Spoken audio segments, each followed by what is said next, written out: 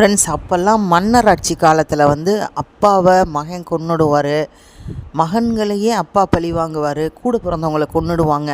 இந்த மாதிரிலாம் பண்ணி தான் ஆட்சிக்கு வருவாங்க. ஒருத்தரை காலி பண்ணிவிட்டு அடுத்தவங்க ஆட்சிக்கு வருவாங்க, அவங்க ஆயுசையே முடிச்சு வச்சுட்டு. அந்த மாதிரி வந்து ஷாஜஹான் வந்து ஜஹாங்கீரை ஓவர்டேக் பண்ண பார்க்கும்போது, ஜஹாங்கீர் வந்து ஷாஜஹானுக்கு குழந்தைகள்லாம் இருக்காங்க.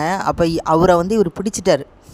அப்போ நீ இனிமேல் வந்து அரசாட்சியை பிடிக்கிறதுக்கு எதுவும் செய்யக்கூடாது அப்படின்னா அவர் மாட்டிக்கிட்டார் ஷாஜஹான்.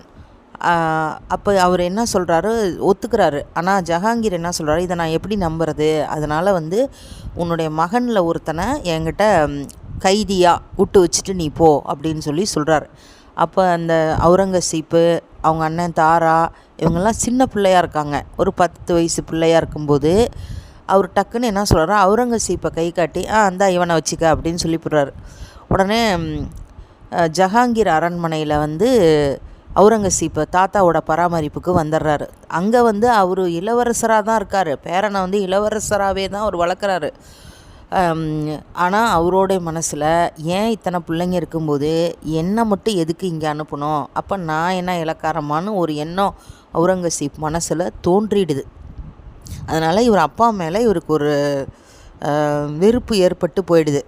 அதோட ஷாஜஹான் என்ன பண்ணுறாரு, என்ன தான் இளவரசராக தாத்தாவோட மடியில் வளர்ந்தாலும் அவருக்கு இந்த எண்ணம், அப்பா நம்மளை ஒதுக்கிட்டாரோன்னு. ஆனால் ஷாஜஹான் என்ன பண்ணுறாரு, தன்னுடைய மகன் தாரா சுகோவை வந்து ரொம்ப செல்லமாக பக்கத்துலேயே ஒரு மயிலாசனம்னா அவருக்கும் ஒரு அதே மாதிரி தங்க ஆசனம் போட்டு பக்கத்துலேயே உட்கார வச்சு ஒரு மகன் மேலேயே பாசத்தை காட்டி இவன் தான் அடுத்த பட்டத்து இளவரசர்னு எல்லாத்துக்கும் உணர்த்துறாரு. இது எல்லாம் சேர்ந்து அவுரங்கசீப் மனசில் வெறியாயிட்டு தான் அவர் வந்து அந்த தாரா சுகோவையை கொன்னுட்டு அந்த தலையை தட்டில் வச்சு அப்பாவுக்கு அனுப்புனார்னு வரலாறு சொல்லுது.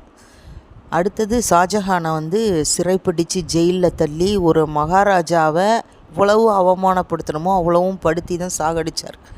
அவர் கழுத்தில் இருந்த தங்க வைர நகைகள்லாம் அப்புறப்படுத்திட்டார். சாதாரண உடையில் தான் அவர் வந்து இருந்திருக்கிறார். அப்படி கலட்ட சொல்லும்போது சில வைரங்களை மட்டும் அவர் கலட்டி வச்சுக்கிட்டாராம். நமக்கு ஏதாவது கஷ்டம்னா இது தேவைப்படும்னு வைரங்களை கலட்டிக்கிட்டு நகையெல்லாம் ஒப்படைச்சாராம். பாருங்கள் எவ்வளவு கஷ்டமான ஒரு நிலை ஒரு மகாராஜாவுக்கு கடைசி காலத்தில் வந்திருக்குது பாருங்கள். ஒரு அவுரங்கசீப்போட ஒரு சில எண்ணங்கள் வந்து எல்லாத்தையும் குடும்பத்தையே ஒன்றெல்லாம் பண்ணியிருக்கு பாருங்கள். ஃப்ரெண்ட்ஸ், இது வந்து அந்த வரலாறை டீப்பாக படித்தேன் நான், அதனால் சொல்கிறேன். Subscribe me friends.